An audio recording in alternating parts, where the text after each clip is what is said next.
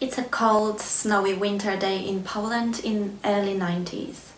I am 4 years old, dressed in woolen sweater, warm pair of pants with ice skates around my neck. I am ready to go ice skating with my father. I begin skipping excitedly to my parents' bedroom. An odor of alcohol welcomes me first. I find my father fast and asleep, so I begin pulling his arm saying, "Wake up, Daddy, wake up, it's today." I try again and again and again, with no luck. Eventually my mother hugs me and says, "I'm sorry, baby, Daddy won't be able to go ice skating with you today." "But he promised," I whisper. "He promised again." In this moment, a belief is born in my mind. I am just not good enough. My father's drinking problem wasn't only his. It was our family problem. A problem which he lost his life to. A problem which also contributed to my mother's death. And a problem which stole so many childhood memories away from us. Along the years, with each disappointment, a resentment towards my father grew stronger and stronger. I remember thinking, if he loved us enough, he would choose us. He would choose me. Eventually, I became angry. This continuous battle between rage and sadness continued to simmer within me, and it affected my well-being, my relationships, and sabotaged my career. As an adult, I understood that my father's drinking problem wasn't caused by him wanting to move away from us, but him being frightened of losing us. 2 years before I was born, my parents had a daughter, Katie. Katie only lived for 3 days. She died due to equipment failure in the hospital.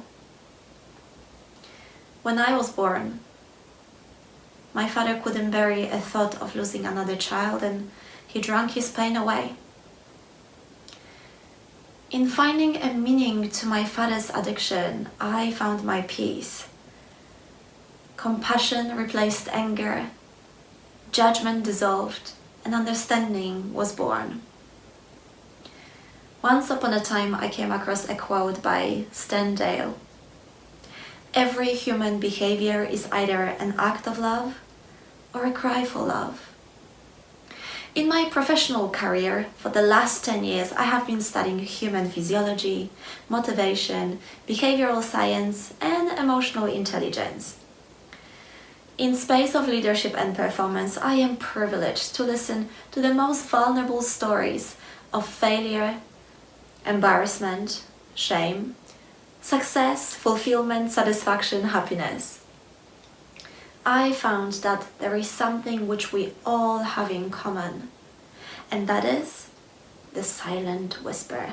Some of the most common are: I am insignificant, I am not lovable, I am invisible, I am not worthy, or just like mine, I am not good enough. And it is silent because we are not consciously aware of it. It is sitting deep down in our subconscious mind, right at the bottom where all creation to existence begins. And because you cannot see it, you cannot fight it.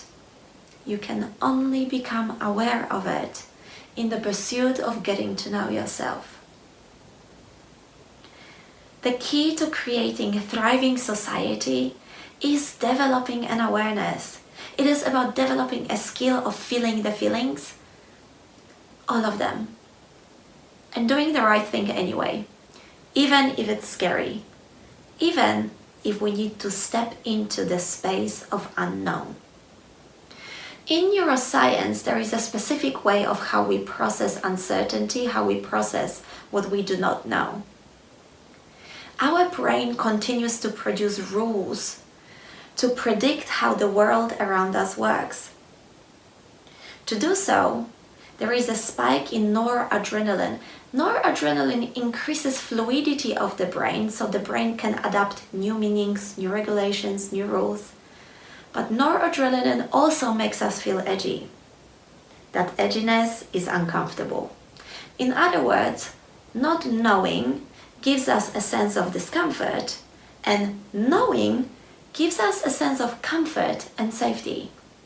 So we all have a built-in mechanism to search for meanings, to search for explanations, so we can be more at peace knowing what our external environment looks like. I remember when I finished high school, I relocated to Ireland, and I remember being on a plane and feeling so confident in my abilities to speak English. Until I landed in Dublin airport. My confidence then was crushed into pieces. I could not understand a word of what people were saying. I thought to myself, maybe people mumble differently when drinking Guinness than what we do back home when drinking Polish vodka. For the first 3 weeks, I smiled a lot and I spoke not that much. I waited, I adapted, and eventually, this is how my Polish, Irish, English accent was born. A couple of years later, I relocated to Australia. And this is when a world of multiculturalism has opened up in front of me. I fell in love getting to know people from all over the world, from north to south, from east to west. But that love has not always been reciprocated. I could stand here and tell you countless of stories of when I had to stand up for myself as a female working in male-dominant industry, to be paid adequately to my skill set and equally to my male work colleagues. As a white person, as a foreigner speaking second language, as a young female, as a mother, as a business owner, and even early on, as a chubby girl with long skinny legs and crooked teeth. The reality is that sooner or later, every single and each of us finds ourselves in a position where we belong to a minority, when we need to protect our basic human right to existence, when we need to claim the respect. I want you to take a deep breath in and think with me for a moment about the real deep reason, the reason underneath the obvious reason for why we have a tendency of putting ourselves first. Is it so there is an injection of instant significance to make ourselves feel better? Or is it so nobody finds out about our silent whisper? Discrimination, judgment, lack of acceptance are born in place of lack of education and lack of development in processing emotions. Can you see how separation is a weakness in humanity?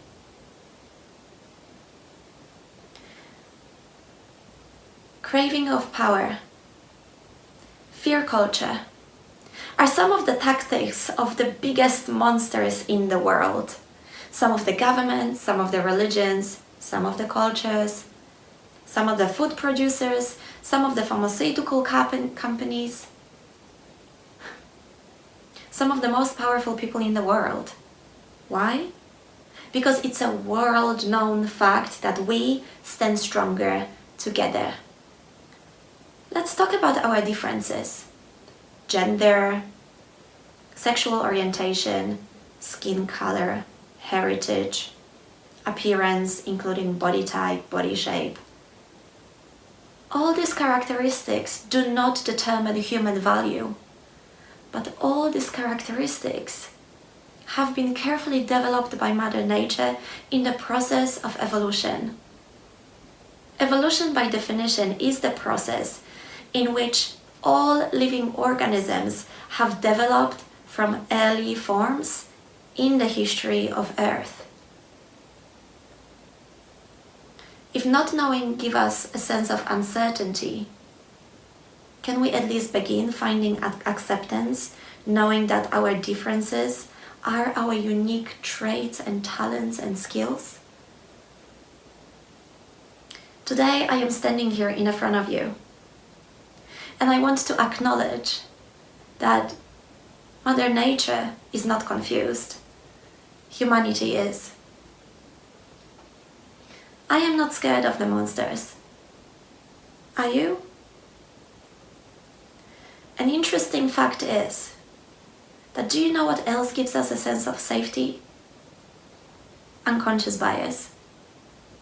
By definition, unconscious bias are social stereotypes which categorize social groups outside of one's conscious awareness. We all hold unconscious beliefs, and we all have a power of changing them. Do you know what emotion is the strongest emotion which allows us to change our unconscious beliefs? It's empathy. Diversity and inclusion hold the most powerful key to our greater tomorrow, and that is a connection. In 2020, our connection has been challenged more than ever before, and we, dear sisters and brothers, once again have overcome one of the biggest, most challenging times in human history. In times of adversity, being present and coexisting with loss, sadness, fear, hurt, we persevered. In those difficult times, we turned our focus on togetherness with our friends and family. In those challenging times, we searched for avenues to stay connected with each other. We used technology to create new, meaningful avenues to connect. Together, we stand strong as a powerful voice. Once again, this time, we pacified a different type of a silent whisper. Together, we are all citizens of this world. We all belong here. We are all worthy. Thank you.